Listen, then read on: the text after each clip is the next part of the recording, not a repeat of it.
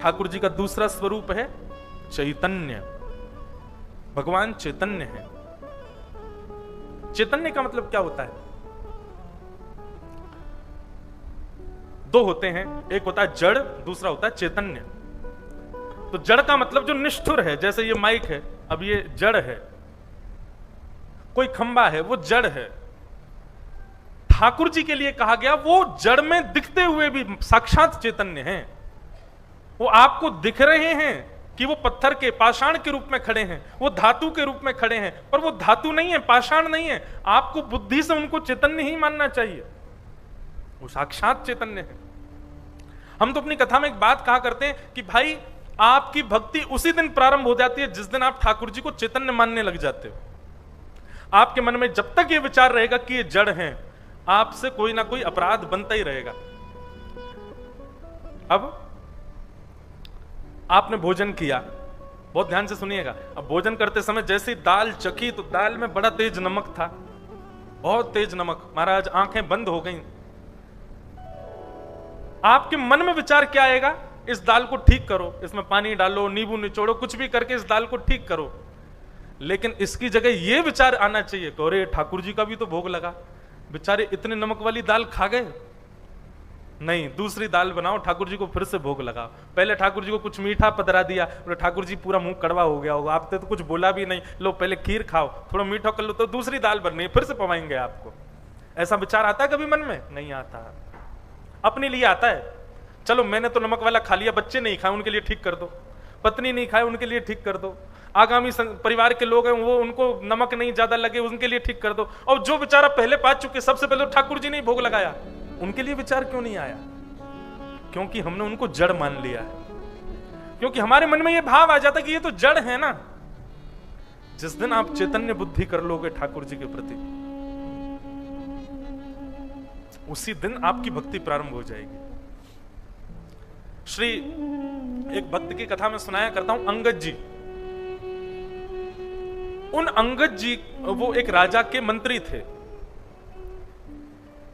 जगन्नाथ भगवान के दर्शन करने के लिए उनकी योजना बन रही थी, मुझे जगन्नाथ जी का दर्शन करना है। तो रोज सोचते थे कि जगन्नाथ जी को क्या अर्पित करूंगा, क्या अर्पित करूंगा। एक बार राजा ने पास के नगर में चढ़ाई की और वहां से तहखाना जब पूरा उनका तिजोरी लूट के लाने लगे तो एक बड़ी अद्भुत मणि मिली। तो अंगद जी ने उस मणि को जब देखा तो उन्होंने सोचा राजा को बताएंगे नहीं, और कुछ कहेगा तो बाद में दे देंगे, कुछ भर देंगे पैसा वैसा जो कहेगा।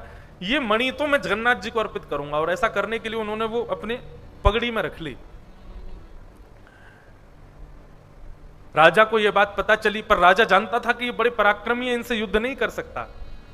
उन्होंने क्या किया कि राजा की बहन की यहां अंगद जी रोज प्रसाद पाते थे, बहन उनको चाचा मानती थी अपना।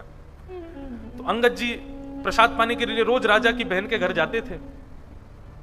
और कथा बड़ी है, मैं छोटे में सुना रहा हूं। तो राजा ने अपनी बहन से कहा कि आज तुम्हारे चाचा जी मतलब अंगद जी, हमारे मंत्री, यदि तुम्हारे यहां भोजन पाने आए तुम उनको विष खिला देना भोजन में मिला के, मैं तुमको इतना धन दूंगा, आदि आदि जो भी कहा। अंगद जी का नियम था कि वो राजा की बहन के यहां भोजन पाने जब जाते थे, सबसे पहला ग्रास तोड़ करके उसकी एक बेटी थी, छोटी बहन की बेटी, उसको खिलाते थे। उसका प्रसाद जब हो जाता तब स्वयं पाते थे। आज उसने भोजन में विष मिला दिया। अंगद जी जैसे ही पहुंचे, अंगद जी के सामने ही भोजन का भोग ठाकुर जी को लगाया, और ठाकुर जी को लगा के जैसे ही अंगद जी को रखा, अंगद जी बोले, हाँ बिटिया अपनी बेटी को लाओ, पहले उसको खवाऊंगा ना मैं। बोली अब ये तो मैं तो भूल ही गई थी कि बेटी तो इसमें तो विष है, बेटी को कैसे खिलाने दूंगी मैं। झूठ बोल दिया, बोले वो तो नानी के घर गई है, आज तो वो है नहीं, आप पाओ। अंगद जी बोले पहले बताना चाहिए था ना, मेरा नियम टूट जाएगा। मेरा नियम है पहले ठाकुर जी को भोग, फिर तेरी लाली को भोग, क्योंकि तेरी बेटी को मैं साक्षात सुभद्रा मैया मानता हूं, और जब तक वो भोग नहीं लगाए मैं कैसे पाऊंगा। अब बिटिया एक काम कर, अब तू इसको तू ही पाले, मैं तो आज पाऊंगा ही नहीं, क्योंकि बेटी नहीं पाएगी तो मैं तो आज भूखा ही रहूंगा, मेरी तो एकादशी है आज। अब वो कहे चाचा जी पाओ पाओ, आपके लिए तो बना है। बोले नहीं मैं नहीं पा सकता, तेरी बेटी जब तक नहीं पाएगी मैं कैसे पाऊं। ठाकुर जी कैसे रक्षा करते हैं, वो तो घबरा गई। अब चाचा जी कबल तोड़ गए, ले तू पा, मेरा तो आज व्रत हो गया, अब तू पा, ले मुंह खोल जल्दी। उसने कहा नहीं खा सकती मैं, इसमें जहर है। अंगद जी बोले इसमें विष है? पूरी बात बताई। बोले राजा ने मुझे धन दिया था, इसमें विष मिलाने को कहा था, आदि आदि बात। अंगद जी को यह चिंता नहीं हुई कि मुझे विष खिलाने के लिए प्रयोजना थी। उन्होंने कहा सारी बात छोड़, तूने विष वाले भोजन का भोग लगा दिया ठाकुर जी को। अरे मुझे खिलाना था ना, तूने ठाकुर जी को क्यों भोग लगाया? अंगद जी के नेत्र सजल हो गए, बोले अब तो इसको मैं ही पाऊंगा, क्योंकि मेरे ठाकुर जी ने पा लिया है और विष वाला भोग ठाकुर जी पा लिए तो मैं कैसे रह सकता हूं। खूब रोका उस कन्या ने, लेकिन अंगद जी नहीं माने और कवल तोड़ तोड़ करके पाने लगे। नाथ का प्रसाद, मेरे ठाकुर जी ने विष पा लिया। और ज्यों ज्यों अंगद जी उसके ग्रास को भीतर लेते जाएं, अंगद जी वैसे ही गौर वर्ण के थे, ज्यों ज्यों ग्रास लेते जाएं, प्रसाद मान करके ग्रास ले रहे थे, अमृत तुल्य बनता जा रहा था और तेज बढ़ता गया अंगद जी का। और देखते देखते सब चकित रह गए, अंगद जी का कोई बाल बांका नहीं हुआ। विष डाला था लेकिन फिर भी अंगद जी पर कोई असर नहीं हुआ। कहने का अभिप्राय क्या है? आप ठाकुर जी को जिस दिन चैतन्य मानना शुरू कर दोगे, आपकी भक्ति उसी दिन से प्रारंभ हो जाएगी। जब तक आपके मन में यह भावना है कि ये जड़ हैं, आपकी भक्ति रुकी रहेगी वहीं पे। और एक बात कहें, ठाकुर जी के प्रति चैतन्य बुद्धि आपके चाहने से प्रकट नहीं होगी, ठाकुर जी जब चाहेंगे तभी होगी। ठाकुर जी को आपकी भक्ति लेनी होगी तो वो आपको चैतन्यता का अनुभव करा देंगे, नहीं लेनी होगी तो नहीं कराएंगे।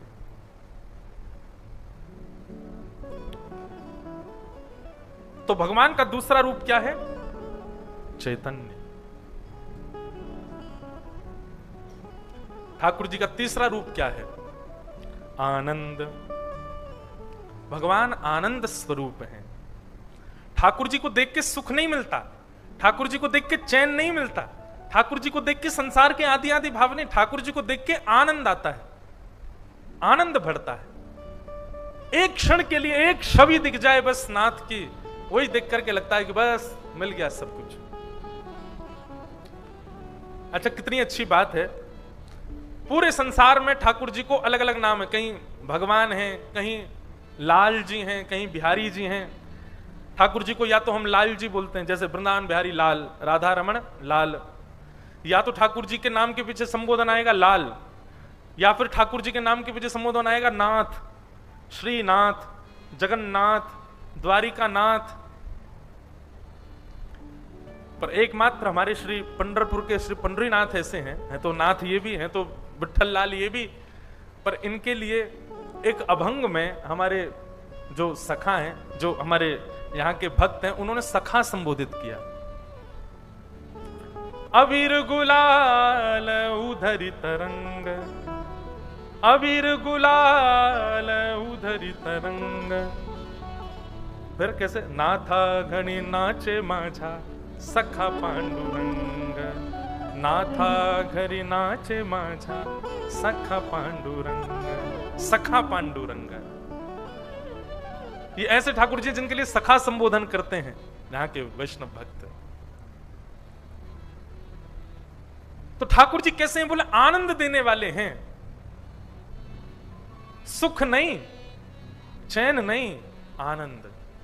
श्री पंडरीनाथ भगवान को देख करके आनंद आता है, उनके रूप को देख करके, उनकी छवि को देख करके आनंद का अनुभव। अब देखो, एक भाव आया, ठाकुर जी ऐसे क्यों खड़े हैं? ऐसे खड़े होने का एक भाव यह है,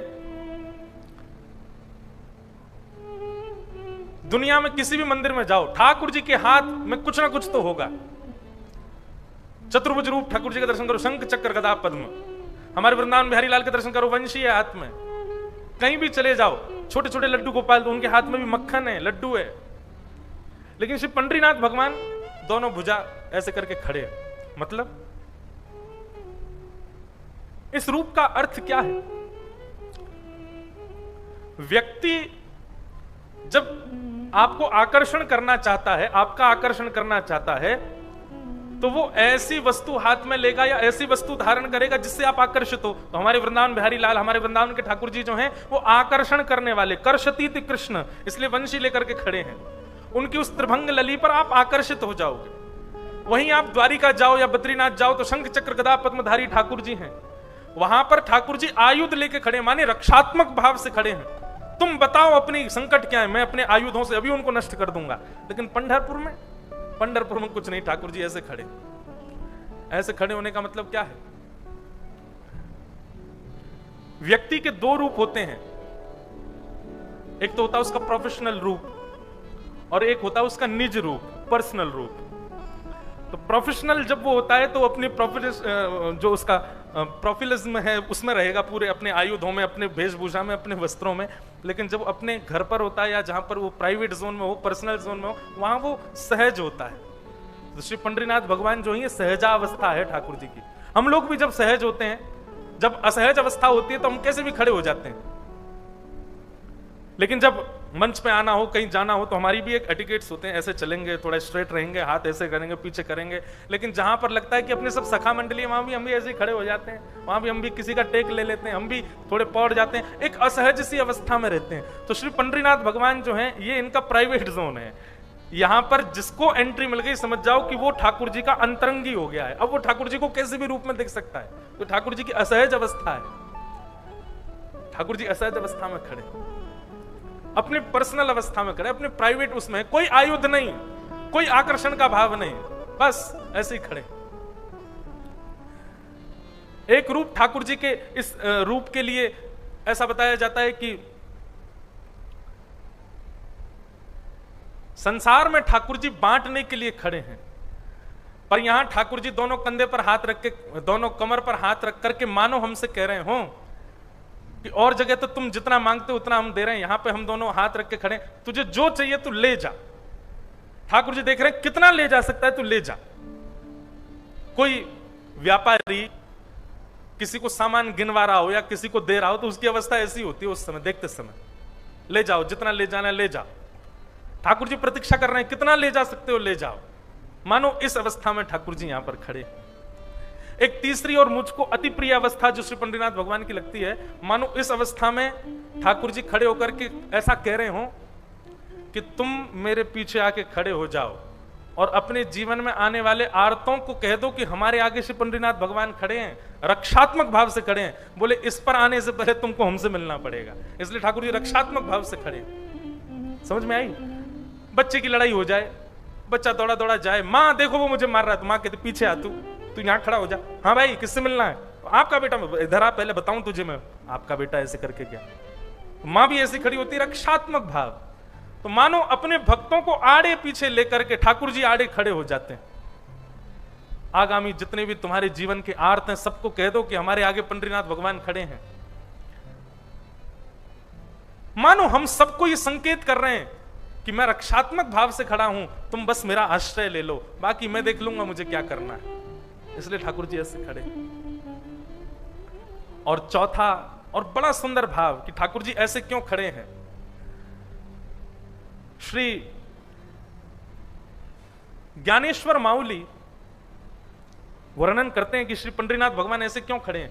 श्री ज्ञानेश्वर जी महाराज कहते हैं कि श्री पंडरीनाथ भगवान मानो ऐसे इसलिए खड़े हैं, दुनिया के लिए संसार सागर है और सागर बड़ा गहरा है, लेकिन जो पंडरीनाथ भगवान के सामने आकर के खड़ा हो जाता है, पंडरीनाथ भगवान कहते हैं संसार दुनिया के लिए गहरा है, तेरे लिए इतना ही है, बस इससे ज्यादा गहरा नहीं है तेरे लिए, इसलिए चिंता मत कर क्योंकि तू मेरे सामने खड़ा है। ये ज्ञानेश्वर माउली का भाव है। हम लोग जैसे मंदिर में जाते हैं, श्री पंडरीनाथ भगवान को देखते हैं और उनके कट्टी पर हाथ देखते हैं, उसी समय हमारे लिए संसार सागर केवल इतना ही रह जाता है। भाव है, बड़े बड़े भाव हैं भैया ठाकुर जी के। ऐसे श्री विट्ठल भगवान को हम प्रणाम करते हैं। अच्छा एक बात, यहां पहले दर्शन श्री पंढरपुर में श्री विट्ठल भगवान का होता है, और विट्ठल भगवान के दर्शन करके जैसे आप बाहर निकलोगे तो मंदिर से बाहर निकल के पीछे मुड़ के जाएंगे, सबसे पहले फिर दूसरा दर्शन श्री रुक्मणी जी का होता है। रुक्मणी जी का क्यों होता है? अच्छा संग में क्यों नहीं है, दोनों साथ में क्यों नहीं खड़े हैं, वो बेचारी पीछे क्यों खड़ी है वहां जाकर के? उसके पीछे ऐसा भाव संत जन बताते हैं, बोले पंडरीनाथ भगवान जो है तो बड़े उदार हैं। आप जैसे ही गए तो आपको सब कुछ दे दिया, आपने जो मांगा वो सब कुछ दे दिया, और जो नहीं मांगा वो भी दे दिया। लेकिन जैसे ही आप पीछे रुक्मणी जी के पास जाओगे तो रुक्मणी जी फिर चेक करती हैं ठाकुर जी ने क्या क्या दिया इसको, उसमें से इसके योग्य जो होगा वही रह जाएगा, बाकी रुक्मणी जी रख लेती, लाओ बेटा ये तुम्हारे काम का नहीं है, जाओ जो तुम्हारे लिए जरूरी है केवल वही लेके जाओ। समझ में आई बात? ठाकुर जी तो उदार हैं, वो तो भर के दे देंगे आपको, वो तो यही विचार ही नहीं करेंगे कि इससे इसका बेचारे का बुरा भी हो सकता है। वो तो इतने उदार हैं, इतने दयालु हैं, पुंडलिक के प्रेम में आज तक ठाकुर जी डूबे हुए हैं। जो मांगोगे दे देंगे ठाकुर जी। लेकिन जैसे ही आप महालक्ष्मी रुक्मणी जी के पास जाओगे, रुक्मणी जी विचार करेंगी, वो तो उदार मनाए सब कुछ दे देते हैं, पर सब कुछ से थोड़ी भला होना है इसका। इसके लिए जो उचित है बस वही रहने दो, बाकी सब यहीं धर जाओ। जैसे ही आप रुक्मणी जी को प्रणाम करोगे तो रुक्मणी जी केवल वही रहने देंगे आपके पास जो आपके लिए जरूरी है, बाकी सब धर लेती है। अब पता चली कल से कोई रुक्मणी जी को प्रणाम ही नहीं करने गया तो ये धर लेंगी अपने पास में। तो फिर एक और बात सुनो, जैसे बिना रुक्मणी जी को पार किए अगर आपने मंदिर दहली पार करी तो जितना मिला वो भी रुक जाएगा, कुछ भी नहीं आ पाएगा साथ में। इसलिए रुक्मणी जी को तो प्रणाम करना पड़ेगा आपको। बड़े रहस्य हैं भैया मंदिर के, हमारे पंडरीनाथ भगवान के, बड़े प्यारे ठाकुर जी हैं। और यहाँ के, अब आप लोग तो अधिकतर लोग बाहर से हो, पर हम यहाँ अभंग भी गाएंगे श्री पंडरीनाथ भगवान के, जो मराठी में हमारे यहाँ के वैष्णवों ने गाए हैं। मुझे आते तो नहीं है अच्छे से, पर मैं प्रतीक्षा तो इसी कथा की कर रहा था कि जब पंढरपुर में कथा होगी तब गाऊंगा। महाराष्ट्र में जब भी कथा होती है तो मैं थोड़े बहुत तो गाता हूं। अभी नासिक में भी कथा थी, वहां भी रोज श्री पंडरीनाथ भगवान को याद करता था, पर अब ये मौका मिला है मुझे, अब तो हम जरूर गाएंगे। तो एक अभंग श्री ठाकुर जी अनुग्रह करेंगे, कृपा करेंगे तो आप सबके मध्य में यहाँ के संत जनों की वाणी गाने का प्रयास करूंगा।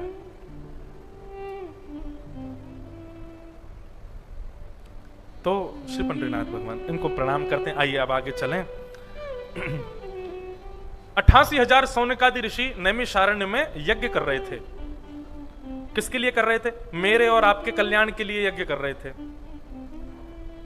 पर यज्ञ करने से उनके मन में यह विश्वास नहीं था कि इस यज्ञ से मानव कल्याण होगा। एक बात आपको हम स्पष्ट कह दें, कोई भी काम आप जीवन में करो, काम की व्यवस्था अच्छी है, काम का स्थान अच्छा है, काम के समय अच्छा है, मुहूर्त अच्छा है, सब कुछ अच्छा है, पर आपका मन यदि विचलित है, रुक जाइए वहीं पर। वो निश्चित ही वो कार्य सफलता देने वाला नहीं होगा। अब कई बार ऐसी योजना फंस जाती, क्या करें, करना ही पड़ेगा, इसके अलावा कोई और उपचार नहीं, तो फिर कुछ समय इंतजार करो, उसके बाद करो। पर मन का प्रसन्न होना कार्य में अति अनिवार्य है।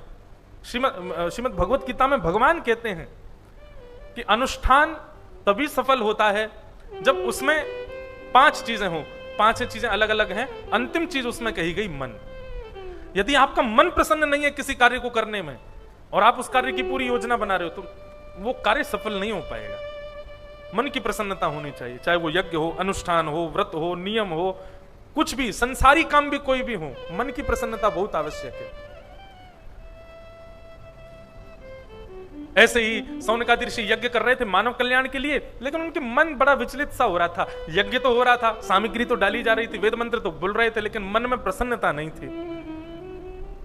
तभी वहां पर सूत जी का आगमन हुआ, परम ज्ञानी। 88,000 सौनकादि ऋषियों ने जाकर के सूत जी को प्रणाम किया और कहा, भगवान, हम लोग मानव कल्याण के लिए यज्ञ कर रहे हैं, पर पता नहीं क्यों मन बड़ा विचलित सा है। आप थोड़ा बैठ करके हमारी शंका का समाधान कीजिए ना। सूत जी आसन पर बैठ गए और बोले, कहो क्या बात है। तब सौनकादि ऋषियों ने कुछ प्रश्न किए और वे क्या कहते हैं, बहुत ध्यान से सुनिएगा। श्रेयसाम यद भवेत् श्रेय पावनानां च पावनम कृष्ण प्राप्ति करम सस्वत् साधनम तद्वदाधुना। सौनकादि ऋषियों ने प्रश्न किया, श्रेष्ठ से श्रेष्ठ, पवित्र से पवित्र साधन बताइए इस कलयुग में भगवान की प्राप्ति का। समझ में आया प्रश्न? इस कलयुग में हमको ठाकुर जी की प्राप्ति कैसे होगी, उसका श्रेष्ठ से श्रेष्ठ और पवित्र से पवित्र साधन हमको बताइए। कृष्ण प्राप्ति करम सस्वत साधनम तद्वदाधुना। कृष्ण प्राप्ति कैसे हो सकती है इस घनघोर कलिकाल में, जहां व्यक्ति पर अपने लिए समय नहीं, अपनों के लिए समय नहीं, ऐसे में ठाकुर जी के लिए समय कैसे निकालेगा वो? कृपा करके भगवान हमारी इस शंका का समाधान कीजिए। कृष्ण प्राप्ति इस कलयुग में कैसे हो सकती है?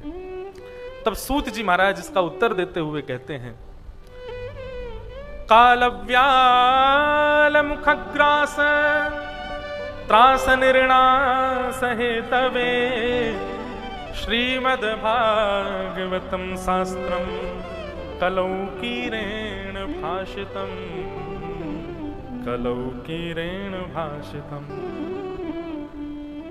इस कलयुग में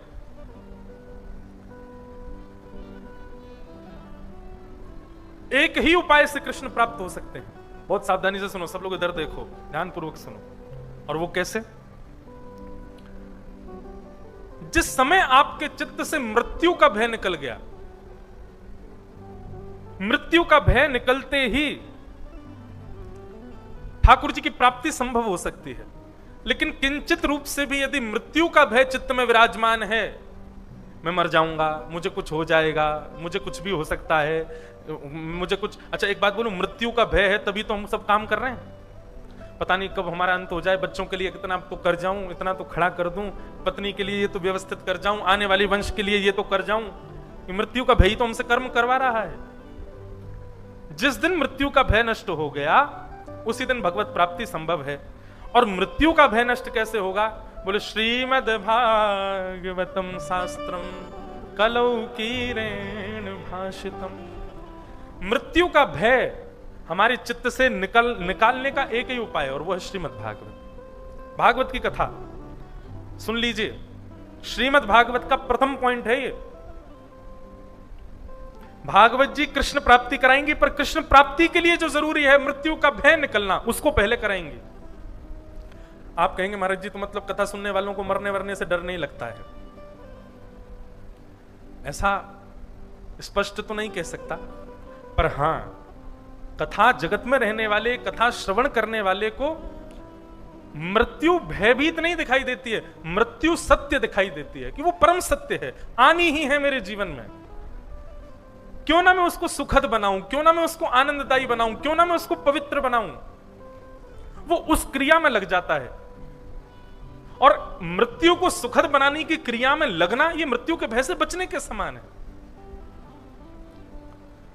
भीष्म पितामह का जब प्रसंग आता है भागवत में, तो मैं वहां एक बात कहता हूं कि व्यक्ति हर चीज के लिए विचार करता है। घर कैसा होगा, मेरा विवाह जिस कन्या से हो वो कन्या कैसी हो, मेरा विवाह जिस पुरुष से हो वो पुरुष कैसा हो, मेरे बच्चे भविष्य में कैसे बने, मुझे कहां घर खरीदना है, कौन से नगर में रहना है, कैसा व्यापार करना है, सब चीज की विचारधारा रखता है चित्त में। लेकिन जो अकाट्य सत्य मृत्यु है, उसके विषय में कभी विचार नहीं करता।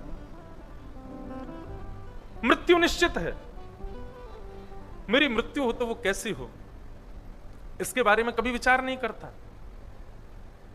कभी उसका विचार करे, उसको सुखद बनाने का प्रयास करे। कोई 16 मात्रा रोज करता है, आप उससे पूछो कि इतनी माला क्यों करते हो, तो उसका उत्तर ये ना हो कि मेरे काम बन जाएं या मेरे जीवन में पुण्य आ जाए, इसके लिए मैं कर रहा हूं। बोले इसलिए मैं भगवान का नाम इसलिए रोज स्मरण करता हूं ताकि ठाकुर जी का स्मरण करते करते करते करते जब अंतिम श्वास मेरी आवे, तब अनायास ही भगवान का स्मरण हो जाए। जपात सिद्धिर जपात सिद्धिर जपात सिद्धिर न संशय। उस समय मुझे अन्यत्र किसी का स्मरण ना हो, ठाकुर जी का स्मरण स्वतः मेरी जिह्वा पर आ जाए, इसलिए अभी से प्रैक्टिस कर रहा हूं। कथा के आश्रय में रहने वाले का ऐसा स्वभाव हो जाता है मृत्यु के प्रति।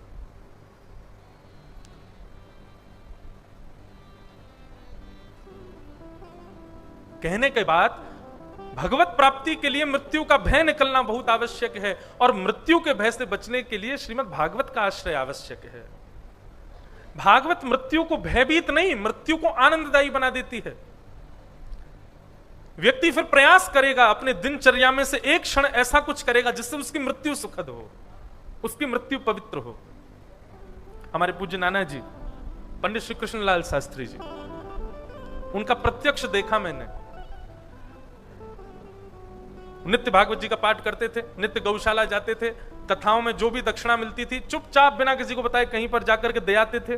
पूज्य श्री डोंगरे जी महाराज, वो जितनी कथाओं की दक्षिणा मिलती उससे अन्य क्षेत्र प्रारंभ करवा देते थे। ये सब क्यों करते थे ऐसे वैष्णव जन? इससे ताकि उनका अंत सुखद हो। जब भर लेते हैं हम लोग बहुत ज्यादा अपने पास ही, तो अंत सुखद नहीं होता। व्यवस्थित करते हुए चलते हैं, कहीं ना कहीं पर किसी ना किसी भाव में सुखद होती है। मृत्यु।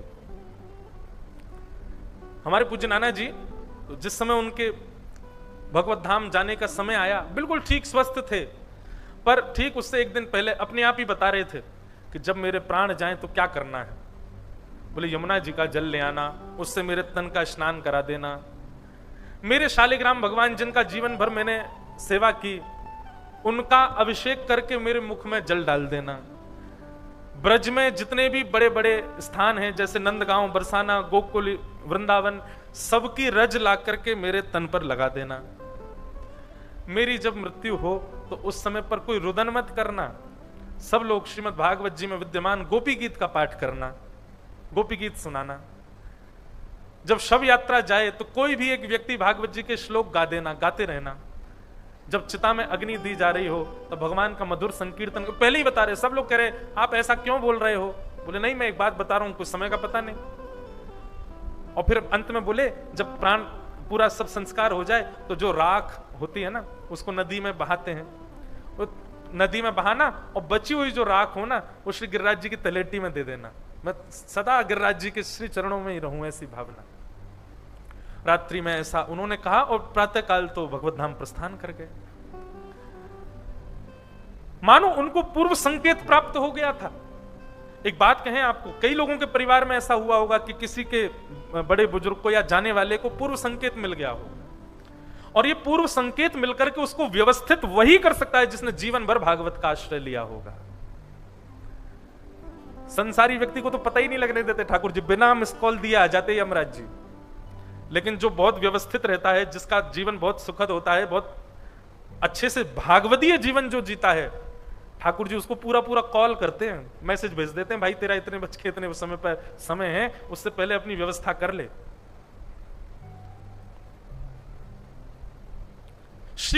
मैं ऐसा नहीं कह रहा हूं कि आप कथा सुनने लगेंगे तो आपको यमराज जी पहले बता देंगे कल बेटा तुझे जाना है, ऐसा नहीं। पर आप कथा के आश्रय में रहेंगे तो आप मृत्यु से भागेंगे नहीं, मृत्यु का भय नहीं होगा, आप स्वच्छंद विचरण करेंगे, आप प्रतीक्षा करेंगे मृत्यु की। आप कहोगे महाराज जी प्रतीक्षा करेंगे मतलब?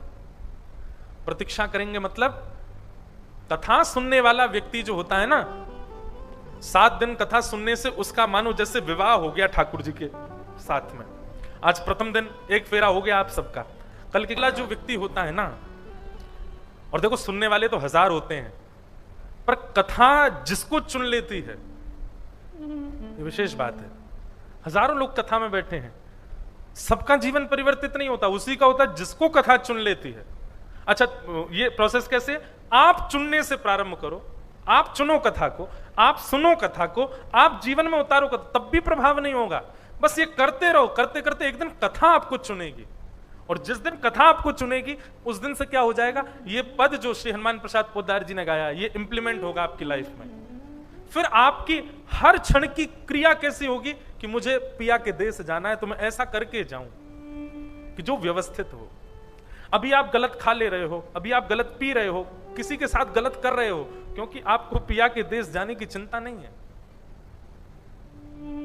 मीराबाई को चिंता हो गई थी, इसलिए अपना जीवन ऐसा कर दिया कि जिससे जाने से पहले व्यवस्थित हो जाए सब। श्री तुकाराम जी, नामदेव जी, जनाबाई, जनाबाई का तो भजन कैसा। लोग कहते हैं कि इतने बड़े ज्ञानी हैं कि महाराज भैंसा के ऊपर हाथ धर दें तो भैंसा वेद मंत्र बोलने लगता है। ये बात केवल सुनी गई है, देखी नहीं गई। पर नहीं, महाराष्ट्र की भूमि में हमारी श्री पंडितनाथ जी के भक्तों ने करके भी दिखाया है। भैंसा तो फिर भी जीवित है, जनाबाई तो निर्जीव को छू देती है तो वो भजन करने लगता है।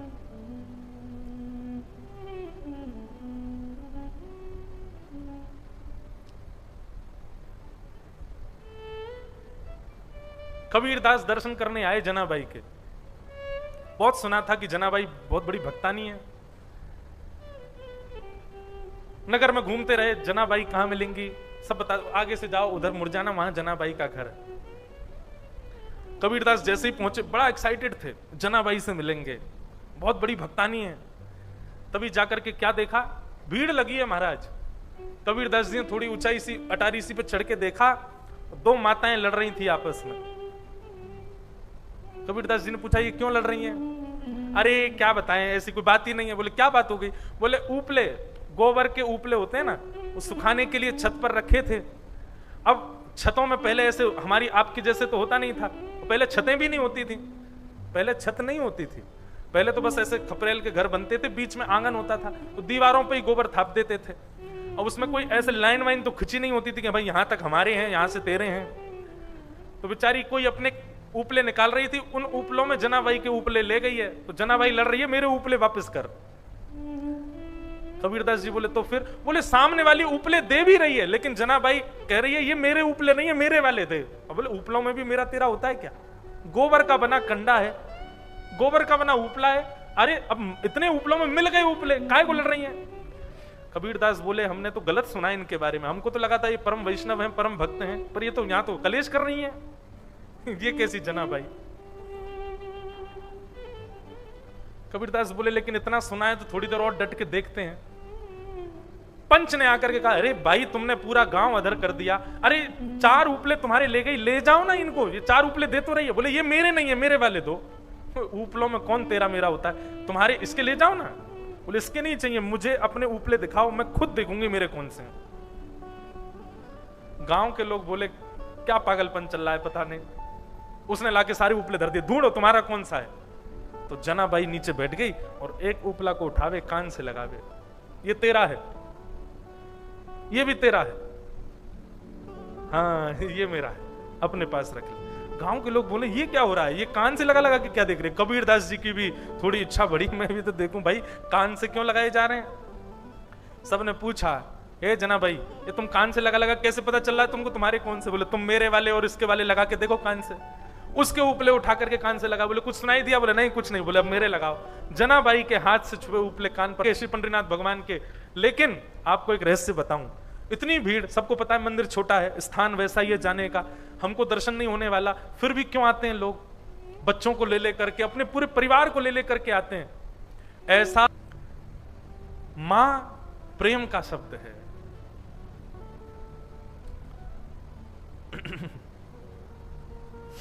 तो